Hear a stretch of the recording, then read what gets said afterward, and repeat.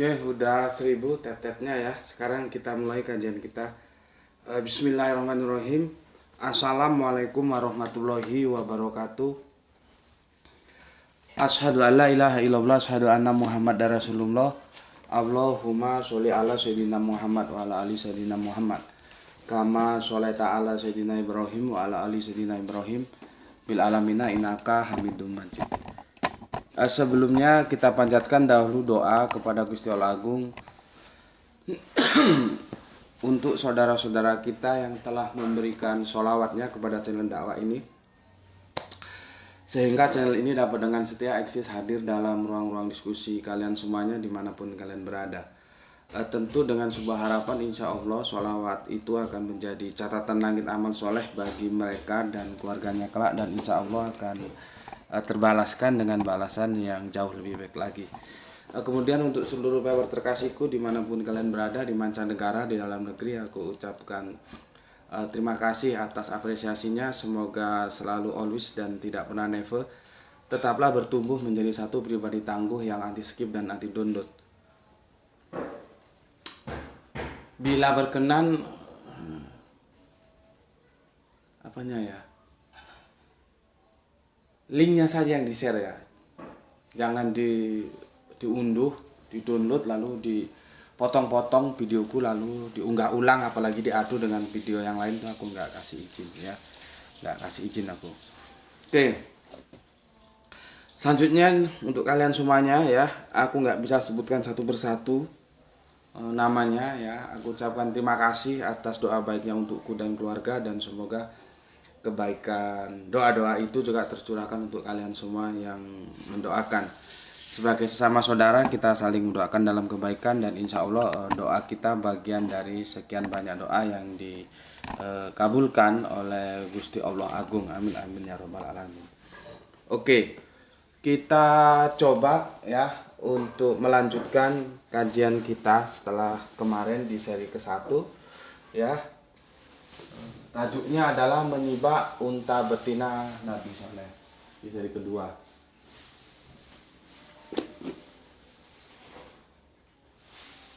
Tuh, coba buka 1971 Al-Quran, apa? Bantu Bapak. Ya, di seri yang kedua.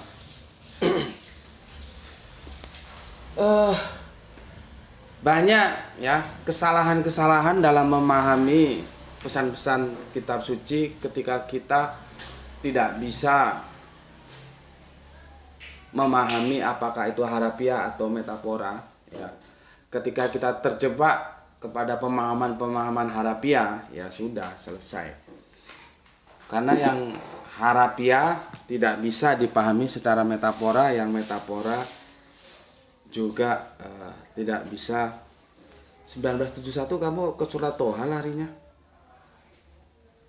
1971 Bapak mau jelaskan ini ya. Yang metafora pun tidak bisa dipahami secara harafiah. Jadi semua ada aturan main sendiri-sendiri dalam Al-Quran itu. Di samping kata-katanya itu kita amati, kemudian kita tentukan itu harafiah atau metafora. Ada lagi pemahaman domir. Domir itu perlu ya. Domir itu perlu, karena keliru kamu memahami domir, maka selesai sudah, keliru selanjutnya. Ya, ini aku siarkan juga lewat TikTok. Alhamdulillah sepertinya tidak ada kendala sinyal, karena alhamdulillah kita baru ganti. Akhirnya aku terpaksa ganti provider wifi ya. Ya pakai duit, nggak pakai daun pisang. Bayar, nggak ada yang gratis, semua pakai duit. Tapi untuk dakwah ya harus kita lakukan supaya dakwah ini bisa terpancarkan, Islam ini bisa tersampaikan. Perkara orang menerima atau tidak, tetap memilih kafir itu bukan urusan gue, itu urusan mereka ya. Tetapi kita selalu mengupayakan ya jalur-jalur yang membuat dakwah kita bisa tersampaikan gitu. Salah satunya ya wifi ini. Ini alhamdulillah sepertinya nggak ada kendala ya, nggak lag. Kemarin kan lag gitu, bikin gue emosi aja. Sekarang alhamdulillah enak, semoga kedepannya juga enak. Oke, Pemahaman domir itu sebagai contoh begini. Gue nggak tahu apakah nanti teman-teman senior di YouTube coba kasih tahu ya. Kita sudah bahas belum surat Maryam surat 1971 ya. Gue kemarin lihat perdebatan di TikTok ya, teman gue, saudara gue ya, debat dengan Kristen, sama teman Kristen ditanyai surat 1971, yang Kristen menggiring. Nanti setelah kehidupan ini kemana umat Islam ya, ke surga atau ke neraka ya. Tapi ujung-ujungnya kita tahu teman Kristen kita sebetulnya membidik surat 1971 kan begini. Dan tidak ada seorang pun di antara kamu yang tidak mendatangi ya, yang tidak mendatanginya, yaitu neraka. Ini yang berkatanya mana, Li? Yang berkatanya mana? Begini. Ya, yang tidak mendatanginya ya. Maksudnya nyanya itu neraka. Sudah, cepet sini. Neraka ya. Nah itu teman-teman Islam tuh nggak tahu. Jawabnya itu. Makanya perlu memahami domir. Kamu itu siapa di situ itu. Karena kalau aku lihat perdebatan itu, kamu itu yang dipahami oleh Kristen dan Islam sama. Jadi yang Islam jawabnya itu bulet gak karu-karuan. Gue tahu, cuman karena gue kan penonton, gue diem aja. Kalau domir kamunya itu tahu, itu perlunya belajar Al-Quran. Maka kalian akan memberikan jawaban yang itu saklek. Tidak lalu berdebat. Mendatangi itu bukan masuk, masuk itu bukan mendatangi. Oh ada kebakaran, saya hanya mendatanginya, bukan saya masuk ke dalam pembakaran yang terbakar itu. Akhirnya kan perdebatannya di situ. Karena tidak paham domir kamu itu kemana. Karena gob. Ya, ini yang di TikTok mungkin belum kenal gue kalau ngaji blak-blakan. Ya, biar pinter sekalian pinter, bodoh sekalian bodoh. Karena nggak tahu domir kamunya itu kemana. Kalau kita menguasai domir kamunya kemana, kita akan memberikan jawaban yang itu secara logis bisa diterima dan itu enak. Cuman karena nggak tahu, jadi kalau gue lihat sih, yang dipahami oleh Kristen dan Islam tentang domir kamu itu sama.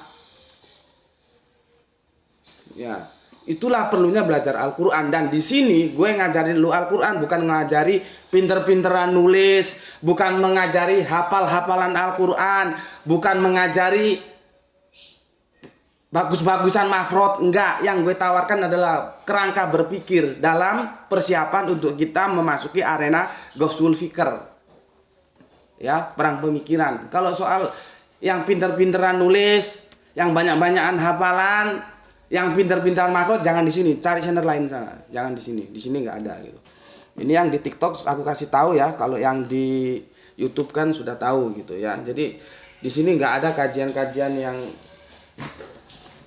nggih mboten kepanggih, nggak ada gitu ya. Kita main blak-blakan aja supaya otaknya itu menjadi lebih cerdas gitu. Oke. Aku akan baca dulu komen yang masuk ya dari kalian sebagai bentuk apresiasiku atas apa yang telah kalian tuliskan kemarin ya. Jadi aku perlu bacakan ya di sini. Tuh, ini bilang Bapak lagi live streaming gitu ya.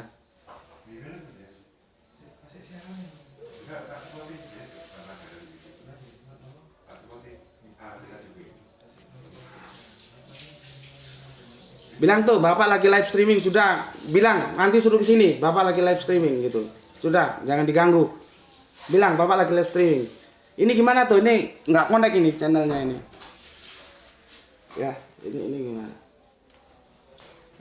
Aku akan bacakan ya komen-komen yang masuk. Saya kalau lagi live streaming diganggu nggak bisa. Nanti urusannya. Ya. Ini kita baru uji coba ya, pakai yang baru ya. Oke. Baby B, gue ya, kadang-kadang ngomong nggak terkontrol. Gue lu yes. Pokoknya kalian ngerti lah ya. Gimana ini tuh? Terus gimana ini? Terus? Udah ya, tinggal. Oh, ini gaptek ini karena. Ya. Sebentar. Kemarin kita bahas seri yang kedua. Supaya kalian tahu ya unta betina itu apa. Kemarin bidadari sudah ya. Yang di TikTok kalau mau tahu bidadari yang dimaksud huran di dalam Al-Quran itu apa, silakan lihat ya. Supaya kamu kalau dibilangi bahwa surganya Islam itu urusan sekelangkangan, kamu bisa ngerti. Dan itu di tempat-tempat lain kamu nggak tahu. Ada nggak yang menjelaskan bidadari itu seperti aku menjelaskan ya? Supaya nggak jadi dongeng gitu loh. Di sini kajiannya memang kajian yang anti mainstream gitu. Ya. Mana tuh yang ini tuh? Yang ini mana? Menyibak ini. Oke. Aku bacakan ya sebagai bentuk apresiasiku. Pertama untuk Kang Mas Roman Jurgen, assalamualaikum warahmatullahi wabarakatuh. Waalaikumsalam. Salam ABC dari Jakarta, Gus. Oke. Akur ya. Jawabnya akur. Menyimak setelah tarawih suwun, guys. Kang Saran Gipari menyimak setelah tayang ke Rap Sabana salam Banjarmasin nyimak Gus. Banyak istilah-istilah bahasa dalam Al-Quran yang susah dimengerti. Dengan adanya channel Gus ini sangat membantu membuka wawasan, semoga dapat diamalkan, amin amin ya rabbal alamin. Iya, kalian dapatkan nggak apa yang aku jelaskan ini di tempat-tempat lain, di pondok pesantren, di kiai-kiai, di ulama-ulama, di ustadz-ustadz, di siapa saja. Coba bagaimana mereka menjelaskan, salah satu contoh menjelaskan bidadari itu seperti apa mereka. Kawaib atroba itu seperti apa, sudah aku jelaskan kemarin. Ya, jadi hal-hal yang seperti itu kalau dalam pendidikan yang formalistik kalian akan mendapatkan yang begitu ya begitu aja, nggak ada perkembangan. Tapi di sini kita melakukan overliving untuk lebih mendekati pemahaman-pemahaman apa seharusnya yang kita dapatkan dari Al-Quran. Nggak begitu doang, terus begitu ya. Kebodohannya diwariskan dari generasi ke generasi. Ya, oke, terima kasih ini Mbak atau Mas Rapsah Bana ya, terima kasih. Kemudian Kang Hermana Natajaya, assalamualaikum, waalaikumsalam, menyimak sambil sahur. Oke, terima kasih. Kang Irfan baru sempat menyimak sambil santap sahur. Oke, terima kasih. Soleha kita Gispati, alhamdulillah Palu hadir. Salam Isra Tuan Guru buat semuanya. Oke, matur thank you atas 3 merah hatinya. Kemudian Jihan Hanuna, nyimak Tuan Guru, nyimak bareng apa sama mertuamu? Biasanya mertuamu ikut ngaji juga. Wahyu, Kang Wahyu, assalamualaikum, waalaikumsalam, Brebes hadir, salam Isra, oke, salam Isra juga ya. Chen hadir, oke, terima kasih. Rahani Junaidi ya, ini soleha kita, assalamualaikum, waalaikumsalam, salam Isra Tuan Guru, oke, terima kasih atas 3 merah hatinya. Gedang Godok jagoan kita, nyimak perihal nakatulo, nakotulo gitu ya, unta betina. Kang Azus Mas Duki hadir Gus, bulan Ramadan ini jarang nyimak karena banyak kesibukan. Insya Allah selepas suwal itu celana ya, ini suawal, mungkin sawal maksudnya, rutin lagi. Monggo Kang Mas, atur aja gimana enaknya ya. Tolong dibantu tap ya, Oke. Kang Mas Didi Malik ya, unta itu binatang penyimpan air, betina itu lambang yang melahirkan, unta itu betina apa, kiasan yang melahirkan sumber air, artinya gunung yang penuh pepohonan untuk dijaga kelestariannya.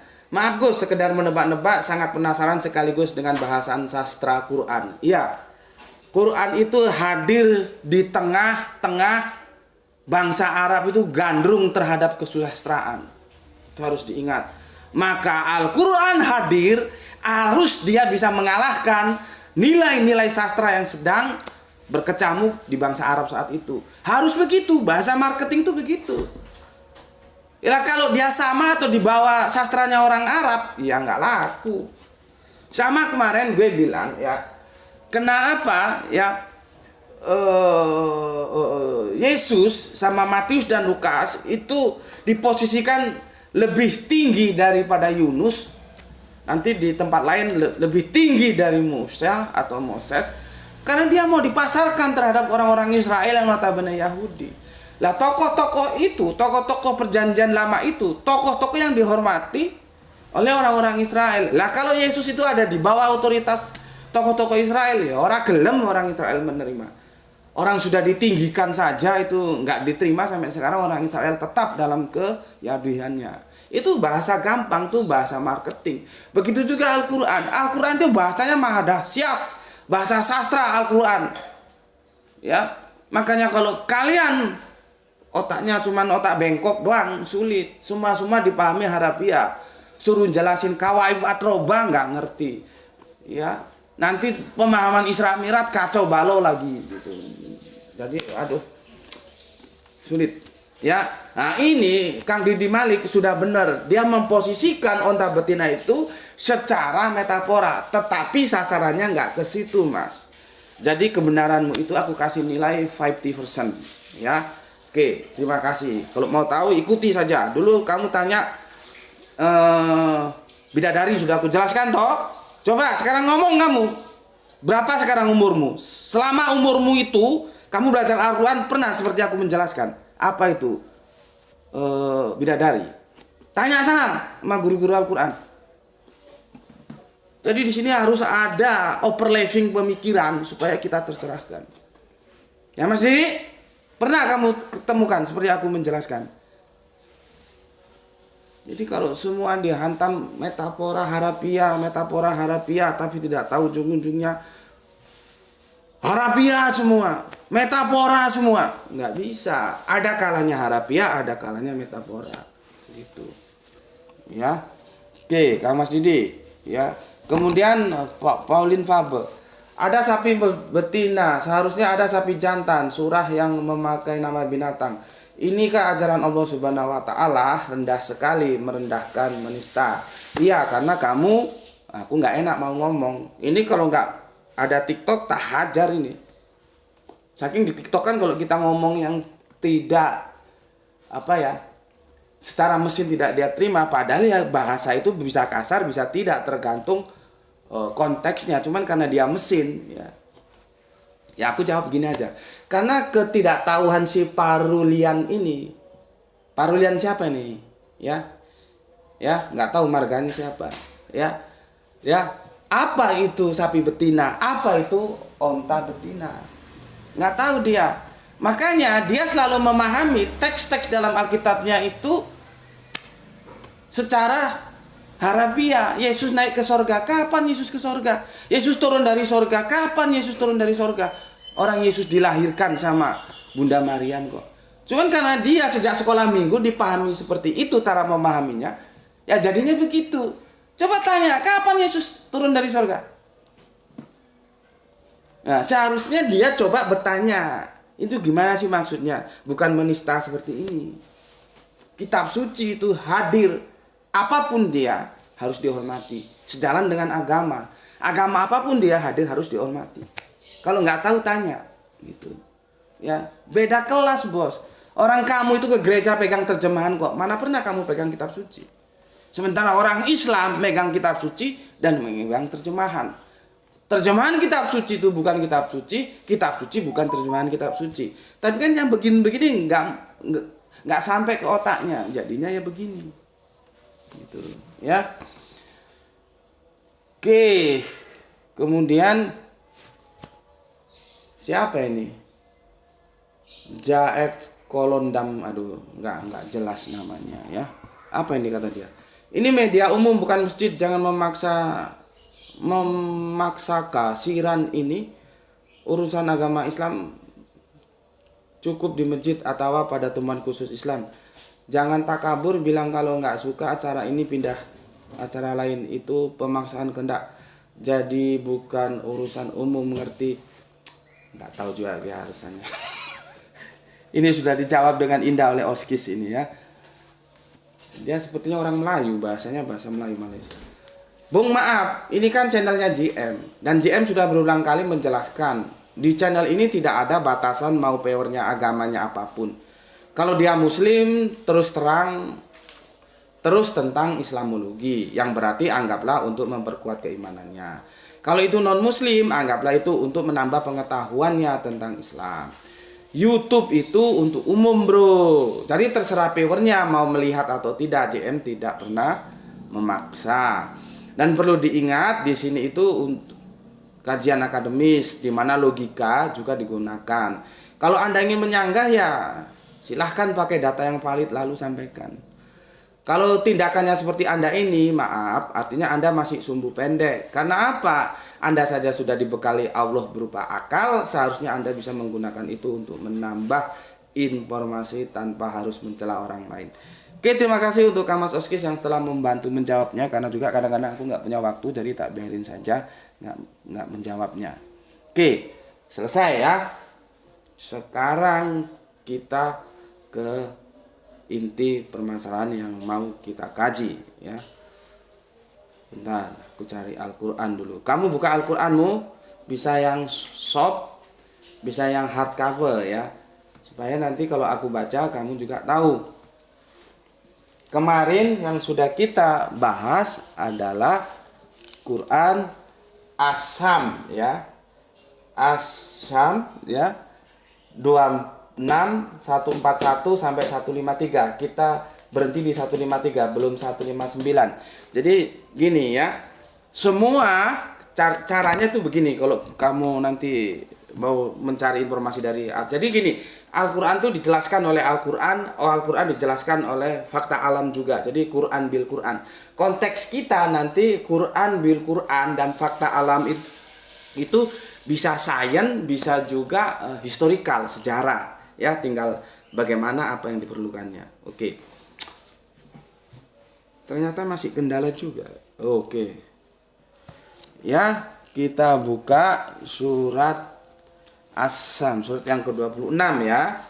Sebelum nanti aku jelaskan apa itu onta betina gitu ya. Surat yang ke-26.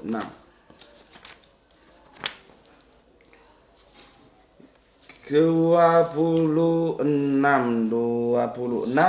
ayatnya 141 141 kisah Nabi Soleh. Kita kemarin sampai di 153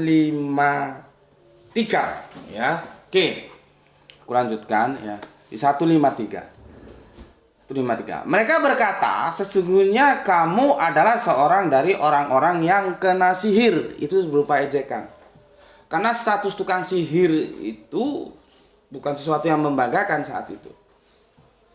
Ya, lanjutkan 154. Kamu tidak lain melainkan seorang manusia seperti kami. Maka datangkanlah suatu mukjizat jika kamu memang termasuk orang-orang yang benar. Nah, sudah diminta tanda ya.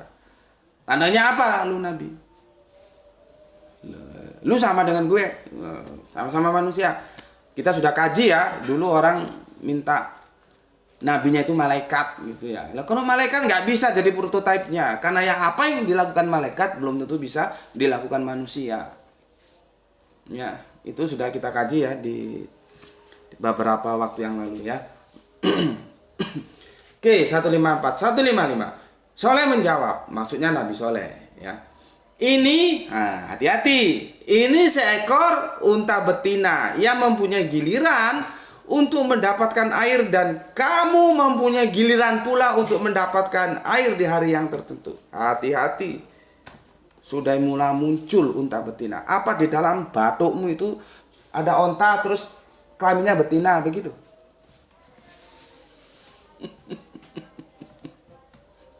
Ya, sama seperti kafir tadi itu, si Parulian tadi itu.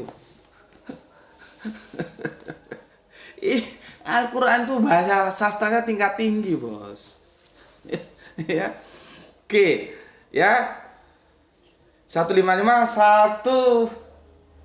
156. Dan janganlah kamu sentuh onta betina itu dengan sesuatu kejahatan yang menyebabkan kamu akan ditimpa oleh azab hari yang besar.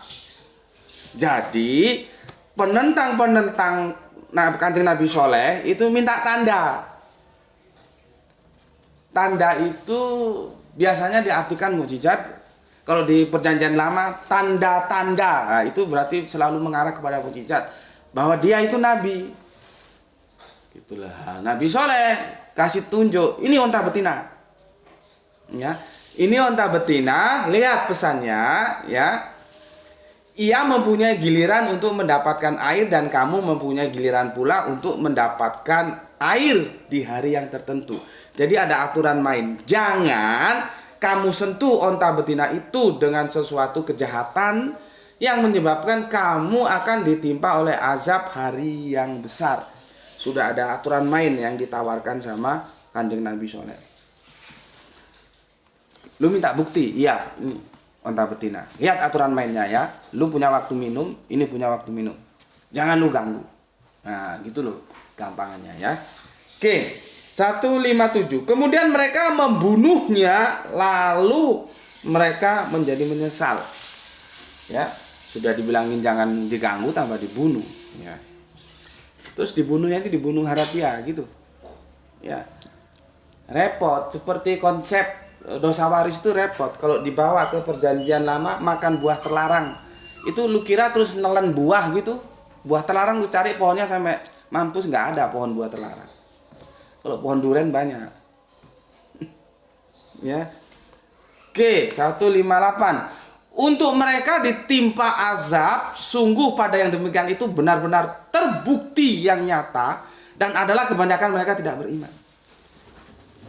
Mereka minta bukti, minta tanda, dikasih, ini onta betina, ini punya waktu minum, lu punya waktu minum, tolong jangan diganggu, malah dibunuh.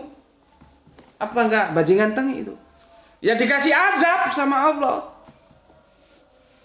Gitu ya. 159. Dan sesungguhnya Tuhanmu benar-benar dialah yang maha perkasa lagi maha penyayang. Stressing pointnya ya di sini minta bukti. Sorry. Dikasih bukti, nih onta betina. Aturan mainnya apa? Dia punya waktu, kamu punya waktu untuk minum masing-masing. Apalagi jangan kamu ganggu. Ya, ternyata itu dilanggar. Dibunuh justru itu onta betina. Hati-hati. Dibunuh itu bunuh seperti apa? Ya, hati-hati. Oke, itu yang cari no ballpoint Bapak. Supaya sudah. Itu yang asam sudah ya. Sekarang kita ke yang Al-A'raf. Ya. Al-A'raf surat ke-7. Buka, kamu juga buka Al-Qur'anmu. Supaya nanti kamu kok ditanyai sapi betina itu enggak TOL ngono lho, ngerti bisa menjelaskan. Surat yang ke-7 ya. Ayatnya yang 73. Surat ke-7 ayatnya yang 73. Ya, jadi ini semua yang menyangkut onta betina aku hamparkan semua, aku suguhkan semua, nanti baru mengerucut aku jelaskan apa onta betina itu. Membunuh itu membunuh yang bagaimana gitu ya. Kajianku itu yang di TikTok ya, kajian gue itu tidak strike loh ya, singular dia. Tidak berputar-putar, tidak langsung ya. Jadi kalian harus mengikuti secara runut dan ya berputar-putar, tidak langsung strike gitu. Enggak. Ini kalau yang di YouTube sudah pada ngerti ini. Ya, surat 773. Ya, kisah Nabi Saleh sampai 79 ya. Aku bacakan. Bismillahirrahmanirrahim. Dan kami ya mengutus kepada kaum Samud saudara mereka Soleh. Ia berkata, hai kaumku, sembahlah Allah, sekali-kali tidak ada Tuhan bagimu selainnya. Sesungguhnya telah datang bukti yang nyata kepadamu dari Tuhanmu. Onta betina Allah ini menjadi tanda bagimu. Maka biarkanlah dia makan di bumi Allah dan janganlah kamu mengganggunya. Dan gangguan apapun kamu akan ditimpa siksaan yang pedih. Nah, hampir sama toh. Cuma redaksinya lain karena behind screen-nya juga beda ya. Tapi secara substansi dia turun lagi. Pertanyaannya, Gus, kenapa ya Gus ya di Al-Qur'an itu kadang-kadang ya tidak semuanya sih, ada suatu permasalahan yang diulang-ulang. Itulah yang gue bilang ngomong, kalau gue ngajar diulang-ulang itu ada sunahnya. Di apa di Al-Qur'an? Kenapa diulang-ulang? Kok enggak di surat As-Sam saja unta betina kok mesti di Al-Arab ada, nanti di Al-Isra ada, di Al-Qamar ada, di Asyam bukan Asyura ya, Asyam juga ada. Itu menunjukkan bahwa problematika itu penting, makanya diulang-ulang gitu loh. Orang diulang-ulang aja kadang-kadang yang paham cuman dihitung bisa dengan jari, apalagi nggak diulang-ulang gitu. Ya. Oke. Kemudian yang 74, dan ingatlah olehmu di waktu Tuhan menjadikan kamu pengganti-pengganti. Ini pakai khalifah ya, khalifah. Khalifah itu pengganti ya. Pengganti. Jadi khalifatul rasul itu pengganti ya, pengganti rasul. Nanti kita sudah bahas khilafah, khalifah. Jadi kalau dibilang di Al-Qur'an itu tidak diajarkan khilafah, aduh. Ya dia nggak tahu artinya khalifah mungkin. Itu videonya sudah ya, yang di TikTok. Kalau mau belajar apa tuh khalifah khilafah, lihat di YouTube ya, supaya kamu nanti mengerti. Jangan bilang oh ndak ada itu di Al-Qur'an. Konsing TOL apa ya apa, nggak ada lah. Kamu ngajinya gimana? Ya. Oke. 74 sudah ya, khulafa itu ya, pengganti-pengganti ya. Dan ingatlah ketika dia menjadikan kamu pengganti-pengganti khalifah. Jadi di Al-Qur'an ayat yang ke-30 itu ya, surat Al-Baqarah ayat yang ke-30 maksud gue ya. Akulah yang menjadikan khalifah di bumi. Itu terjemahannya ada dua itu. Khalifah itu pengganti. Artinya sebelum Adam sudah ada makhluk. Makanya malaikat tahu. Untuk apa ya? Ya Allah. Mereka itu nanti akan menumpahkan darah. Dari mana malaikat tahu? Karena dulu itu sudah pernah terjadi penumpahan darah. Ya. Ini sudah adzan kah? Waduh, sudah adzan ini. Gimana ini? Maka dia selesai di surat 73 ya. Insya Allah besok kita selesaikan di surat yang bukan surat ke-7 ayat yang 73, masih awal ya. Aku bacakan dulu awalnya ya. Surat yang 73. Dan kepada kaum Samud, saudara mereka Soleh, dia berkata, wahai kaumku, sembahlah Allah, tidak ada Tuhan ya bagimu selain Dia. Sesungguhnya telah datang kepadamu bukti yang nyata dari Tuhanmu.